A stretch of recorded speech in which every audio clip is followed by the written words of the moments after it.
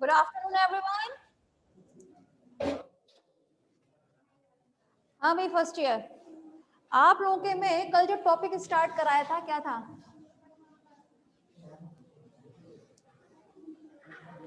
Copy पलटने की जरूरत पड़ रही है क्या? क्या टॉपिक स्टार्ट कराया था कल?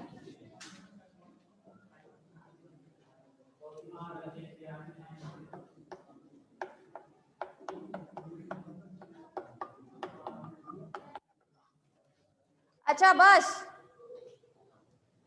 क्या टॉपिक स्टार्ट कराया था कल?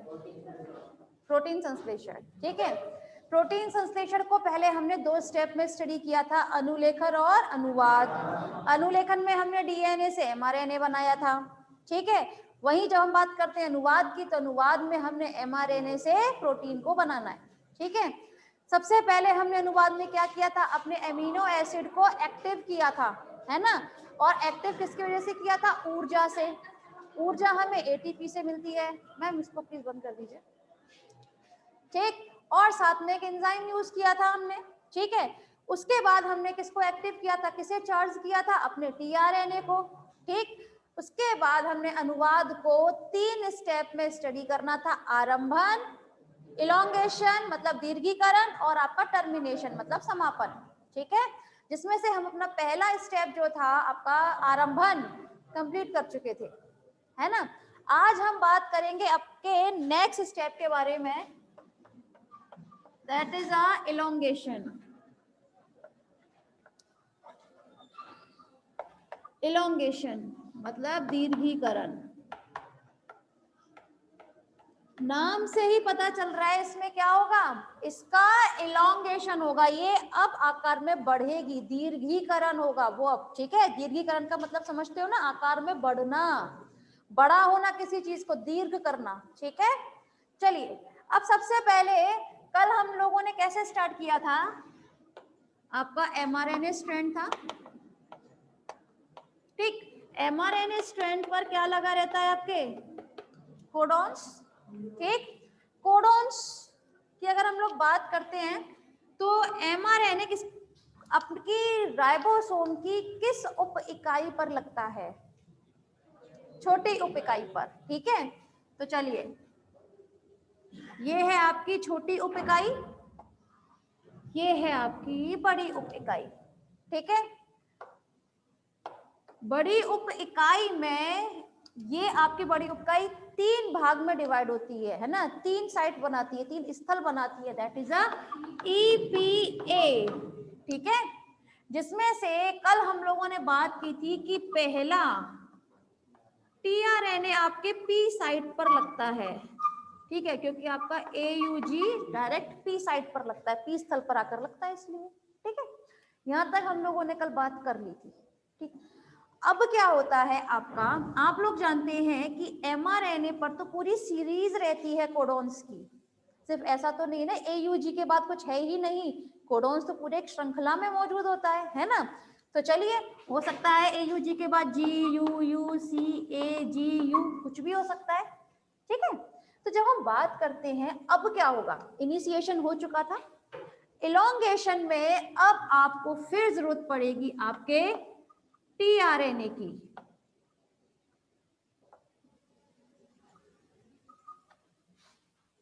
ठीक है, ये आपका चार्ज टीएनए आता है। ठीक है, जिस पर अब नेक्स्ट कोडोन के प्रति क्या लगे होंगे, यहाँ पर एंटीकोडोन। भाई एंटीकोडोन साइट है, ये एंटीकोडोन आर्म है, ये भुजा है। ठीक है, तो उस पर क्या लगे होंगे, एंटीकोडोन। ये यहां से आएगा, अब किस पर लग जाएगा, आपकी ए साइट पर। ठीक है, लो लगा दिया भाई हमने, कोई परेशानी नहीं। अब देखिए, ये था आपका पहला टीआरएनए। ठीक, ये है आपका दूसरा टीआरएनए।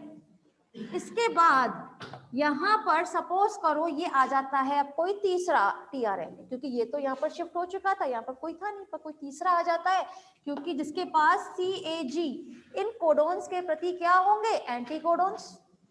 ठीक है, अब वो जो टीआरएनए है ये यहाँ पर वेटिंग में है, अब प्रतीक्षा में बैठा है कि कब ये ए ब्लॉक खाली हो, कब मैं यहां से प्रतीक्षा से यहाँ जो ए साइट पर। कोई परेशानी? और ए साइड खाली नहीं है अभी। ए साइड खाली कब होगी? जब आपका पी ब्लॉक जो है उसका टीआरएनए ई पे जाएगा। ठीक है, तो चलिए पहुंचा देते हैं। इसके बाद जो फर्स्ट था आपका टीआरएनए जिन्होंने आरंभन किया था, ठीक है, वो टीआरएनए कहां पहुंच जाएगा? ई ब्लॉक पर। चलिए पहुंचा दिया। ठीक है, ये यहां आ गया, ये खाली ए में से ये इस जगह आ जाएगा। ठीक, और ये वेटिंग वाला जो था अब ये ए स्थल पर आ चुका है। ठीक, एक बात समझने की है, अब जाहिर सी बात है इन सभी के ऊपर क्या लगे होंगे? Amino acid, activated amino acid. भाई उसी को पूरी कहानी आपकी अमीनो एसिड की लेकर है। ठीक है, अब जाहिर सी बात है जब आप लोगों को टीआरएनए बढ़ाया गया था तब एक बात बताई थी कि एक पर OH ग्रुप लगा रहता है, ठीक है, एमिनो ग्रुप, और एक जो स्थल होता है उस पर होता है कार्बोक्सिलिक ग्रुप COOH। ठीक है, तो जब हम लोग क्लास बात करते हैं तो यहाँ पर इन दोनों एमिनो एसिड, आप चाहे कहिए इन दोनों अमीनो एसिड के बीच में, चाहे कार्बोक्सिलिक ग्रुप और एमिनो ग्रुप, ठीक है, उन दोनों के बीच में एक बंध बनता है जिसे हम क्या बोलते हैं? इन दोनों के बीच में जो बंध बनेगा, एक बॉन्ड बनेगा, क्या टर्म दिया था उसको? Exactly, peptide bond. Peptide bond बनता है। ठीक है, एक खास बात और समझिएगा, ये जो पेप्टाइड बॉन्ड बनता है क्लास, ये हमेशा आपके कैसे बनेगा? ये आपकी बड़ी उप इकाई है। ठीक है, बड़ी उप इकाई के जो आपका कौन सा होता है सब यूनिट? यूकैरियोट्स में बड़ी उप इकाई का सब यूनिट कौन सी होती है? 60S। 60S को हम जब दोबारा से डिवाइड किए थे RRNA और प्रोटीन में, ठीक है, डेली भाई किताब खुलवाते हैं आपसे, पीछे पलटने के लिए बोलते हैं पेजेस को, उसमें 23rd RRNA भी है ना? तो वो जो 23rd RNA होता था, 23 RRNA, ठीक है, वो भी आपके इस पेप्टाइड बॉन्ड को बनाने में मदद करता है। ठीक है, ये कभी कभी आ जाता है क्वेश्चन, आपसे वाई पूछा जाता है, ठीक है, कि ये आपका पेप्टाइड बॉन्ड जो बनता है किसकी मदद से बनता है? तो ये कौन मदद करता है इसकी? वो RNA, 23 RNA। ठीक है, तो इसीलिए इसको हम कभी कभी क्या बोलते हैं? राइमोजाइल बॉन्ड। ठीक है, राइमोजाइल बॉन्ड के नाम से भी जानेंगे। खैर इतना ऊपर हाई लेवल मत समझिए, इतना याद रखिए पेप्टाइड बॉन्ड बनता है। ठीक, यहाँ तक कहानी तो सबको याद हो गई होगी। ठीक है, अब क्या होता है, ये वाला यहाँ पर अब नेक्स्ट आ जाएगा, 4th नंबर का टीआरएनए आ चुका है, अब वो वेटिंग में है। अब वो सोच रहा है कि ये ए स्थल खाली हो तब मैं इसके अंदर प्रवेश करूं। प्रवेश करने के लिए भी क्या भाई, आपका राइबोसोम आगे की तरफ शिफ्ट कर रहा है ना? क्योंकि देखिए आपका 3rd ने CAG के लिए बनाया था। ठीक, अगर मैं इसके आगे और लगा दूं UACA, UUCC, कुछ भी हो सकता है, तो नेक्स्ट जो 3 आपके कोडॉन्स हैं, ठीक है, इनके लिए टीआरएनए जो आएगा वो 4th नंबर का वेटिंग में है। अब ठीक, समझ में आ रहा है नहीं आ रहा? आ रहा है, गुड। अब ये कब जाएगा अंदर? जब आपका ए स्थल खाली होगा। ठीक है, ए स्थल खाली करने के लिए इन सबको पहले आगे की तरफ शिफ्ट करना पड़ेगा। ठीक है, तो पहला वाला शिफ्ट कर देते हैं हम आपका इस तरह। ठीक है, अब ये हो गया फर्स्ट, ठीक, ये सेकंड, ये थर्ड, ये फोर्थ, अब इस जगह आ जाएगा 5th नंबर का टीआरएनए। अब वो वेटिंग में है। ठीक है, वेटिंग कब खत्म होगी? राइबोसोम आगे बढ़ेगा जब। ठीक है, राइबोसोम कब आगे बढ़ेगा? जब ये 2nd नंबर का बाहर आ जाएगा। ठीक है, तो यहाँ पर 2nd नंबर का है। ठीक है, 3rd नंबर यहाँ आ जाएगा, 4th इस जगह, और बाहर से 5th यहाँ पर। ठीक, 5th की जगह कौन से नंबर का आ जाएगा? 6 नंबर का टीआरएनए वेटिंग में आ गया। ये प्रोसीजर चलता रहता है। अब 3rd नंबर का बाहर, अब मैं एक साथ लिख दूं इसको, एक ही चीज क्यों बताऊं बार बार, इस तरह से समझ में आया? ये 8 टीआरएनए बाहर कैसे आए हैं, समझ में आए? तो अब ये जो टीआरएनए, मतलब ये जो आपके आ रहे हैं टीआरएनए, तो खैर चले जाएंगे दोबारा से लौट कर, यहाँ पर रह जाएगा आपका अमीनो एसिड। टीआरएनए पे क्या था आपका? Amino acid. मैंने आप लोगों को बताया था, ट्रक का एग्जाम्पल दिया था। ट्रक जो है वो सामान लेकर आता है, सामान उतारता है, उसके बाद फिर लौट जाता है, ये बताया था मैंने एग्जाम्पल। ठीक है, तो ट्रांसफर टीआरएनए क्या करता है? आपका इन सामान को लेकर आता है, एमिनो एसिड को। ठीक है, अमीनो एसिड को यहाँ पर रखा, उसके बाद टीआरएनए फिर से लौट जाएगा। ठीक है, समझ में आया? क्योंकि उसको तो ये पूरा प्रोसीजर में करना ही है, बार बार लेकर आना ही है एमिनो एसिड के लिए। ठीक है, अब क्या होता है, मैं ये कह सकती हूँ, यहाँ पे फर्स्ट एमिनो एसिड है, सेकंड एमिनो एसिड है, third amino acid, fourth, fifth, sixth amino acid की पूरी चेन बन रही है। राइट, मैंने आप लोगों को पहले बताया हुआ है कि जो एमिनो एसिड होता है, ठीक है, उसकी पूरी श्रृंखला क्या बनाती है? Polypeptide chain. ठीक है, या फिर मैं कह सकती हूँ पेप्टाइड श्रृंखला। और पेप्टाइड श्रृंखला की जब बहुत सारी श्रृंखला बन जाएंगी तो उसको हम क्या कहते हैं? बहुश्रृंखला, पॉलीपेप्टाइड श्रृंखला। ठीक है, पॉलीपेप्टाइड श्रृंखला को ही हम क्या टर्म देते हैं? प्रोटीन। ठीक है, तो मैं ये कह सकती हूँ यहाँ पर पूरे अमीनो एसिड की बहुत बड़ी चेन बन चुकी है, पॉलीपेप्टाइड चेन। ठीक है, तो it is a polypeptide chain, polypeptide श्रृंखला बन चुकी है। इसी को हमने क्या टर्म दिया है? प्रोटीन। ठीक है, इन सभी एमिनो एसिड के बीच में बॉन्ड है, पेप्टाइड बॉन्ड, जिसने इन सभी अमीनो एसिड को एक से दूसरे से जोड़ा हुआ है। समझ में आ रहा है? तो इस तरह से आपका इलोंगेशन होता है प्रोटीन संश्लेषण का। समझ में आया? इलोंगेशन किस तरह से चलती है।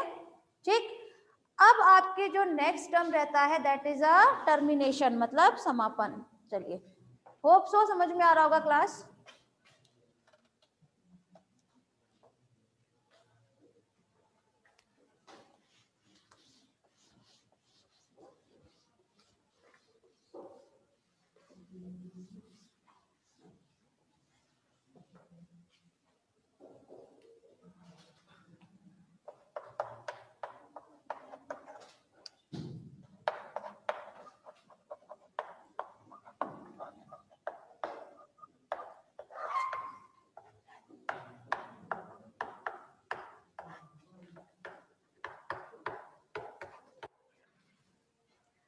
समापन क्रिया के बारे में हमें पढ़ना है। पहली बात तो ये, जब हमें जरूरत है समापन क्रिया की, ठीक है, मतलब प्रोटीन सिंथेसिस हमारी काफी हो चुकी है, प्रोटीन संश्लेषण बहुत हो चुका है। प्रोटीन संश्लेषण का मतलब होता है प्रोटीन का बनना, है ना। प्रोटीन के बनने की प्रक्रिया को हम क्या टर्म देते हैं? प्रोटीन संश्लेषण। इतना तो जानते ही हैं आप सभी। ठीक है, अब हमें क्या करना है? उसको रोकना है। काफी बन चुका है प्रोटीन, अब कैसे रुकेगी वो प्रोसेस? ठीक है, जो अब तक चल रही थी चेन। तो उस प्रक्रिया को रोकने के लिए क्लास हमें किसी चीज की जरूरत होती है, ठीक है, जिसमें पहली चीज होती है आपकी स्टॉप कोडोन, ठीक है, या फिर नॉनसेंस कोडोन, या फिर टर्मिनेटिंग कोडोन।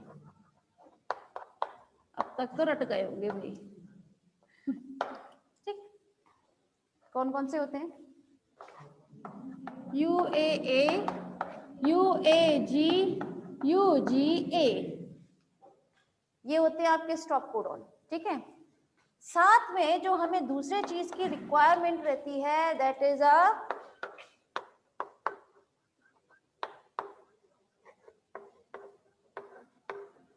रिलीजिंग फैक्टर, मतलब ये भी एक तरीके का कारक है। हमें इस प्रक्रिया को स्टॉप करने के लिए भी कुछ कारकों की आवश्यकता होती है। ठीक है, जैसे हमें इस प्रक्रिया को आरंभ करने के लिए भी आरंभन कोडोन की जरूरत थी और साथ में कुछ आरंभन कारकों की जरूरत पड़ी थी हमें। ठीक है, कारक भी तो बताए थे, इनिशिएशन फैक्टर्स।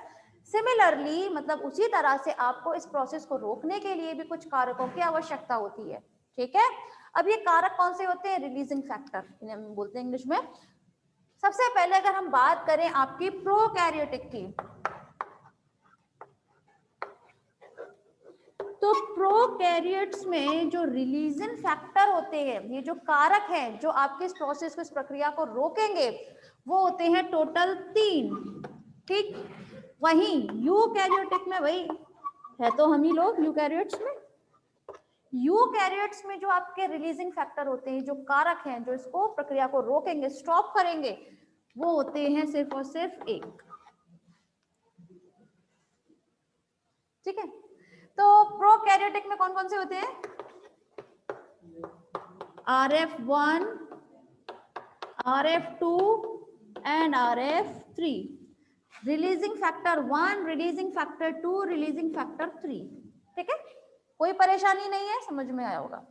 अब जब हम बात करें यूकैरियोट्स में, मतलब हम लोगों में, ठीक है, तो हम लोगों में जो प्रोटीन संश्लेषण की प्रक्रिया को रोकने के काम आता है वो है कारक आपका RF1, रिलीजिंग फैक्टर 1। ठीक है, जो सिर्फ और सिर्फ यूकैरियोट्स में इस प्रक्रिया को रोक सकता है। ठीक है, समझ में आया क्लास? नोट डाउन किया? चलिए आगे बात करते हैं अब हम।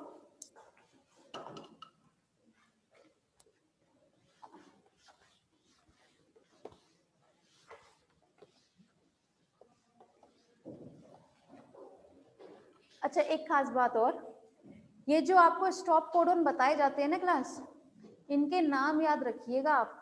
ओपल किसे कहते हैं, अंबर किसे कहते हैं, ओकर किसे कहते हैं।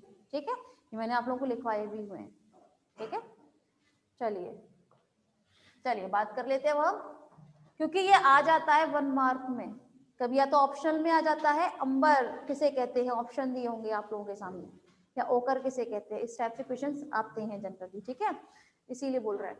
खैर चलिए बात खत्म करते हैं। ये है आपका mRNA स्ट्रैंड।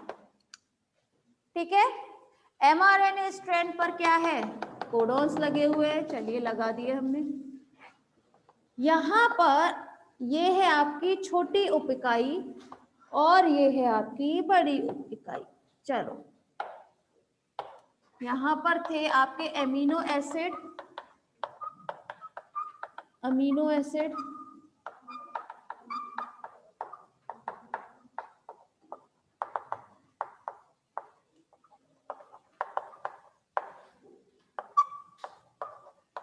पूरी श्रृंखला बनी हुई है ये।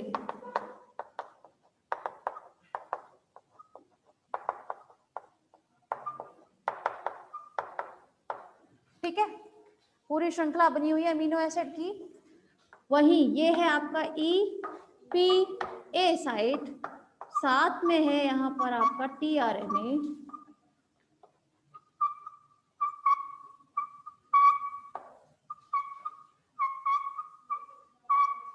ठीक है, यहाँ पर लगे हुए कोई भी कोडॉन्स। ठीक है, कोई बात ऐसी नहीं है जो अभी तक नहीं बताई, दीर्घीकरण चल रहा था अभी तक। अब क्या होता है, यहाँ पर आपका कोई भी tRNA एक वेटिंग में है, वेटिंग में है। ठीक है, अब क्या होता है क्लास, जैसे ही आपका राइबोसोम आगे की तरफ शिफ्ट होगा, ठीक, शिफ्ट होते ही उसको अगर यहाँ पर UAA, ये आपका स्टॉप कोडॉन है। ठीक है, स्टॉप कोडॉन कोई भी हो सकता है, UAA, UAG या UGA में से कोई भी नॉनसेंस कोडॉन अगर mRNA स्ट्रैंड पर आ जाएगा। ठीक है, आप लोगों को जब जेनेटिक कोड बताए थे, अनुवांशिक कूट पढ़ाए गए थे, तब एक बात बताई थी कि 64 अनुवांशिक कूट में से सिर्फ 61 ही अनुवांशिक कूट ऐसे होते हैं जो किसी अमीनो एसिड को रिप्रेजेंट करती हैं, बताए थे। और जो बाकी के 3 कोडॉन होते हैं वो तो आपके नॉनसेंस कोडॉन है। तो कहने की बात ये है कि जो 3 कोडॉन रह जाते हैं, ठीक है, नॉनसेंस कोडॉन जो होते हैं, वो किसी भी अमीनो एसिड को शो नहीं करेंगे, वो किसी भी अमीनो एसिड को रिप्रेजेंट नहीं करेंगे। ठीक है, तो अब सपोज कीजिए यहां आ चुका है आपका स्टॉप कोडॉन। ठीक, आपका राइबोसोम आगे की तरफ शिफ्ट हुआ। ठीक है, राइबोसोम के शिफ्ट होते ही ये चीज बाहर, ये इस जगह, ये इस जगह, ये यहां आ जाएगा। ठीक है, इसने पहचान लिया है कि ये है आपका स्टॉप कोडॉन। ठीक, स्टॉप कोडॉन के आते ही है तो इसके पास एंटी कोडॉन, पर ये किसी भी एमिनो एसिड को यहाँ पे एक्टिव करके नहीं लगा सकता उसको। ये जो आपका activated amino acid synthetic site होती है, यहाँ पर कोई भी आपका अमीनो एसिड आकर नहीं लगेगा, ठीक है, क्योंकि यूएए का कोई भी अमीनो एसिड होता ही नहीं है, ठीक है। अब क्या होता है क्लास, यहाँ पर अब इसको पता चल चुका है, ठीक, ये यहाँ जाएगा, ये यहाँ और ये वाला यहाँ, इस तरह से प्रक्रिया चलते चलते ये जो आपका लास्ट वाला होगा टीआरएनए, ठीक है, उसने क्या किया, ये यहाँ पर आ चुका है ई साइट पर, लेकिन इसके ऊपर कोई भी राइबोसोम नहीं है, राइबोसोम तो है नहीं है, सॉरी अमीनो एसिड नहीं है, ठीक है, अमीनो एसिड नहीं है कोई। तो अब एक बात बताइए, अब क्या होता है, अब यहाँ काम आएगा, आप सपोज कीजिएगा लास्ट वाला जो है, ठीक है, ये यहाँ से हटा दूं, वेटिंग में तो कोई है ही नहीं, ठीक है, यहाँ से भी हटा देती हूँ, ये भी हटा देती हूँ, यहाँ लगा छोड़ देती हूँ, ठीक है, ये है आपका लास्ट वाला, इस तरह से शिफ्ट होते हुए जो आया है, ठीक है, और यहाँ पर इसने कौन सा थे, एंटीकोडोन, इसके, ठीक है, लेकिन इसके ऊपर कोई भी अमीनो एसिड नहीं था, ठीक है। इस जगह अब आते हैं आपके रिलीजिंग फैक्टर, जो भी बताए थे RF1, ठीक, RF1 आएगा और इन लोगों के बीच में आके इसको ब्रेक कर देगा, ठीक है, क्योंकि देखिए अमीनो एसिड की पूरी श्रृंखला बन चुकी है,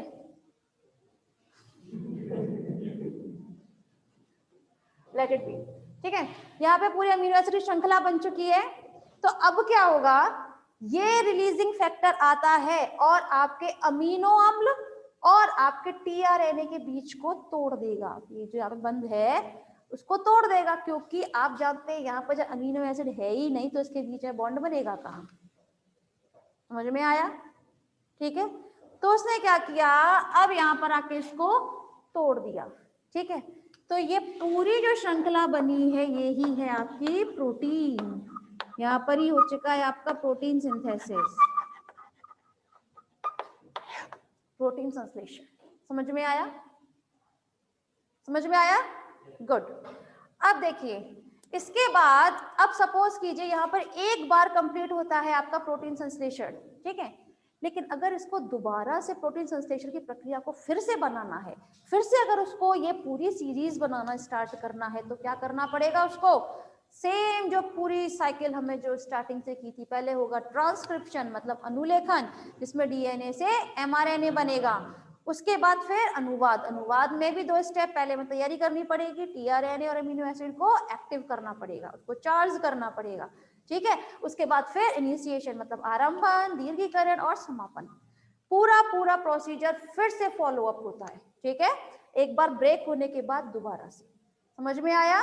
तो ये प्रक्रिया होती रहती है और स्टॉप होती रहेगी, होप सो आप लोगों को क्लियर हुआ होगा, ठीक है। चलिए किसी को नोट डाउन करना है कीजिए, वरना फिर आगे बढ़ते हैं।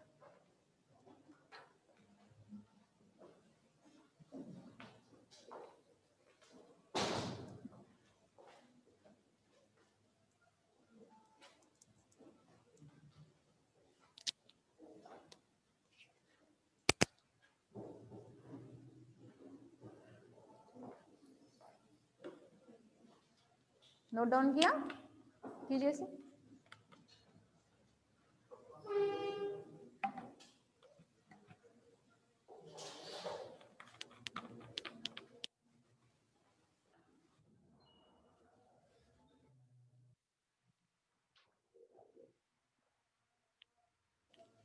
लिख लिया, चलिए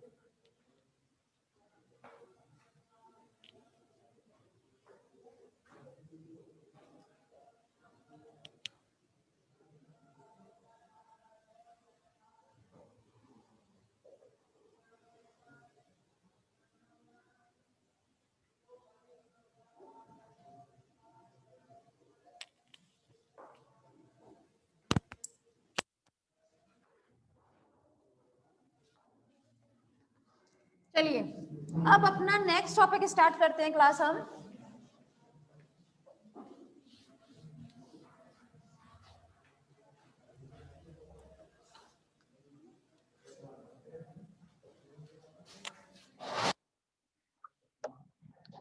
आप लोगों ने डीएनए स्ट्रक्चर के बारे में पहले स्टडी किया होगा 12th क्लास तक, ठीक है, डीएनए की संरचना के बारे में जानते हैं आप, क्या जानते हैं?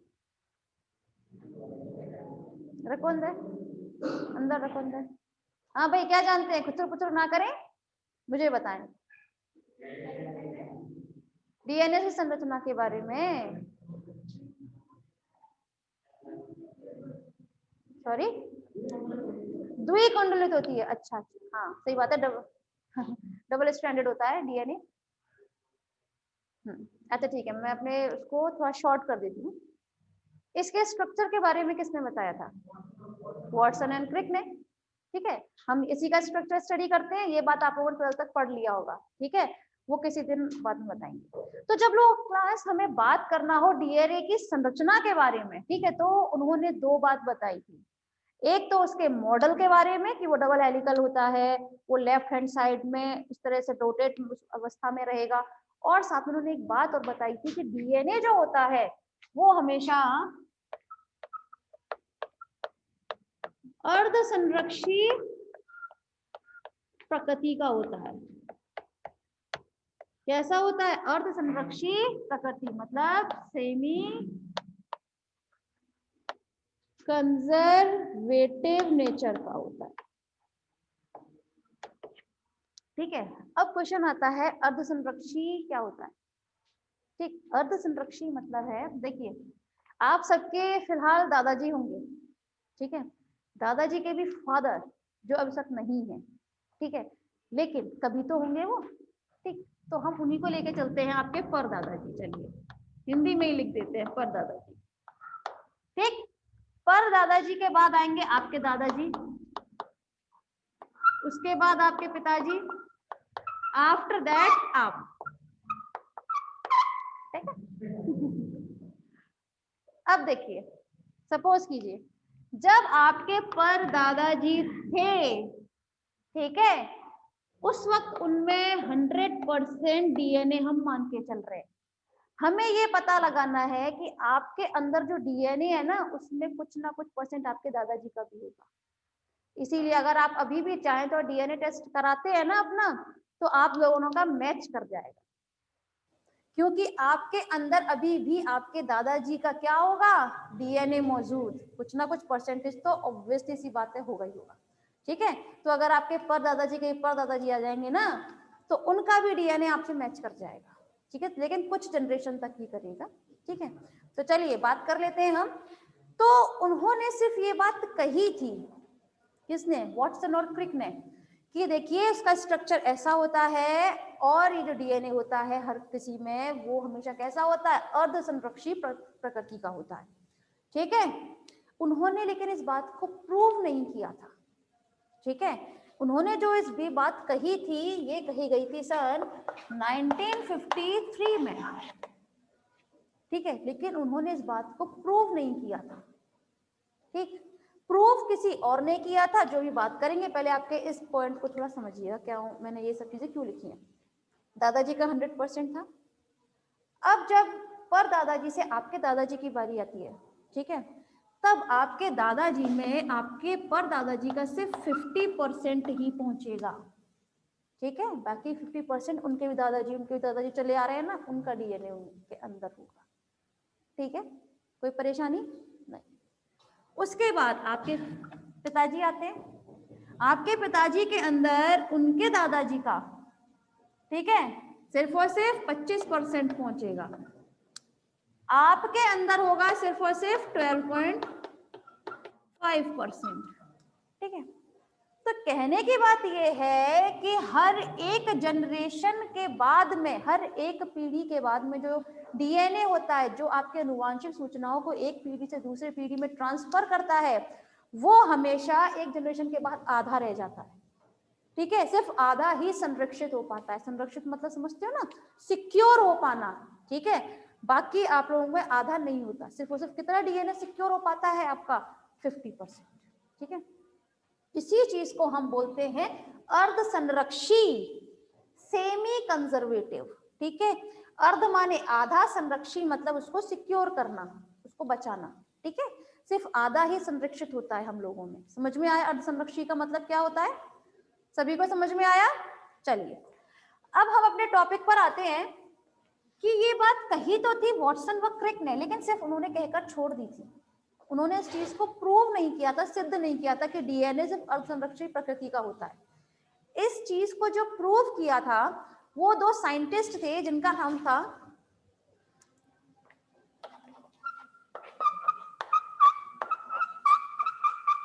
नीसेल्सन व स्टाहल। ठीक है, हिंदी में लिख लीजिएगा, नीसेल्सन व स्टाहल। ठीक है, कहीं कहीं आप लोगों को सिर्फ स्टाल दिखाई देगा, ह शब्द नहीं दिखाई देगा, एच साइलेंट रहता है। ठीक है, तो लेकिन जब हम इसको बोलते हैं तो स्टाहल पे बोलते हैं। ठीक है, तो इसीलिए किसने किया था ये सिद्ध? ये किया था मीसेल्सन व स्टाहल ने। ठीक है, और इस चीज को प्रूव किया गया था सन 1957 में। ठीक है, 53 में तो सिर्फ वॉटसन व क्रिक ने कहा था कि डीएनए ऐसा होता है, लेकिन सिद्ध नहीं किया था। सिद्ध किया था मीसेल्सन व स्टाहल ने सन 1957 में। ठीक है, अब उन्होंने सिद्ध कैसे किया था? पहली बार तो उन्होंने एक एक्सपेरिमेंट किया था। ठीक है, और उस एक्सपेरिमेंट को हम बोलते हैं मीसेल्सन व स्टाहल का एक्सपेरिमेंट। ठीक है, यानी परीक्षण। तो एक्सपेरिमेंट ऑफ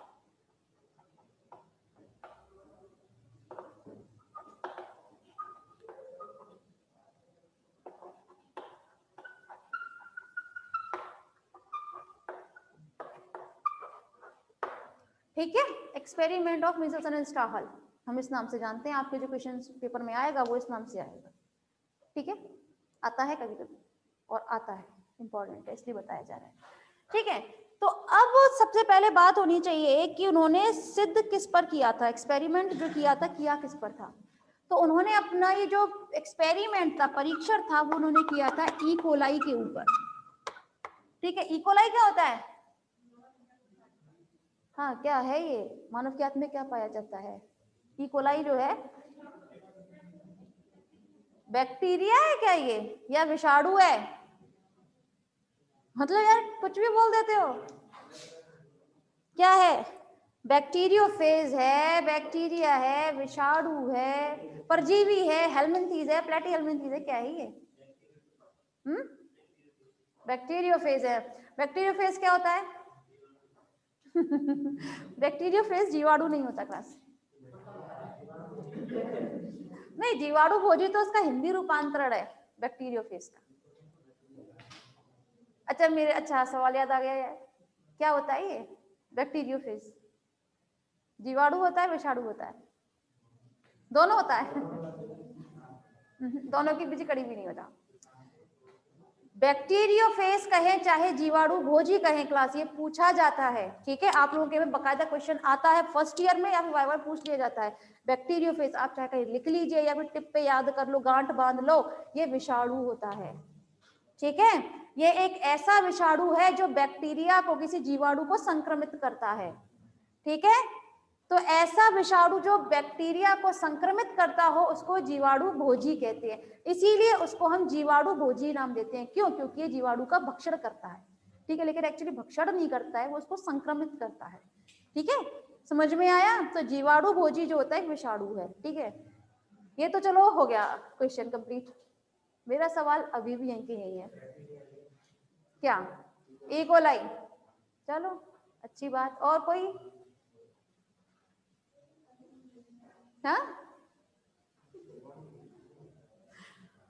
हाँ, फर्स्ट ईयर।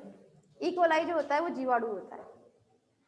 ठीक है, ये चीजें आप लोगों को वाइवा में इस तरह कंफ्यूज किया जाता है। ठीक है, एक बार में कोई भी आपके सही आंसर को भी इस तरह से कंफ्यूज कर देंगे कि हाँ, आप लोगों को डाउट होने लगेगा कि ऐसा कुछ था या नहीं था। तो ई कोलाई पहली बात जीवाणु है। ठीक है, और इसका पूरा नाम होता है ईस्चरियाई कोलाई। ठीक है, और इसके बारे में मैम ने बताया ही था बॉटनी में, ये तो मैंने भी क्लास ली थी उस दिन 10 मिनट की लास्ट में। ठीक है, तो ई कोलाई जो होता है बैक्टीरिया है, आपका जीवाणु है। ठीक है, जो मनुष्यों की आंत में रहता है। जब मैंने ये बात बताई थी कि हम इसको चाहकर भी नहीं निकाल सकते, खुद से अलग नहीं कर सकते, बताई थी, याद आ गया? मैंने कहा ना, मैंने लास्ट में 10 मिनट में क्लास ली थी। तो जब क्लास हम बात करते हैं ई कोलाई के बारे में, ठीक है, तो इसके ऊपर एक्सपेरिमेंट क्यों किया जाता है, ये क्वेश्चन भी बहुत पूछा जाता है, वाई पूछा जाता है, पेपर में तो नहीं आता। ई कोलाई क्यों चुनते हैं? जीवाणु तो बहुत प्रकार के होते हैं, स्पाइरोकीट ले लीजिए, स्पाइरल में ले लीजिए, आप विब्रियो ले लीजिए, ई कोलाई को ही क्यों चुनते हैं हम? इसका एक बहुत बड़ा रीजन है। एक्चुअली जब ये ई कोलाई संवर्धित होगी ना, मतलब एक जनरेशन से दूसरे जनरेशन में आने में इसको सिर्फ और सिर्फ 20 मिनट का टाइम लगता है। ये एक पीढ़ी से दूसरी पीढ़ी सिर्फ और सिर्फ 20 मिनट में आ जाती है, बहुत जल्दी रिप्रोडक्शन होता है, ठीक है। तो रिप्रोडक्शन फास्ट होने की वजह से, तेजी से होने की वजह से हमेशा जो अगर जीवाणु पर एक्सपेरिमेंट किए जाते हैं वो ई कोलाई पर ही किए जाते हैं। समझ में आया? ठीक है। तो ई कोलाई हम क्यों चुनते हैं? क्योंकि 20 मिनट में हमें दूसरी जनरेशन मिल जाती है, इसलिए। बाकी जितने भी हम जीवाणु लेते हैं उनमें घंटों तक का होता है रिप्रोडक्शन टाइम, ठीक है। समझ में आया? तो चलिए क्लास, पहले तो आप लोग प्लीज रिजॉइन कीजिए।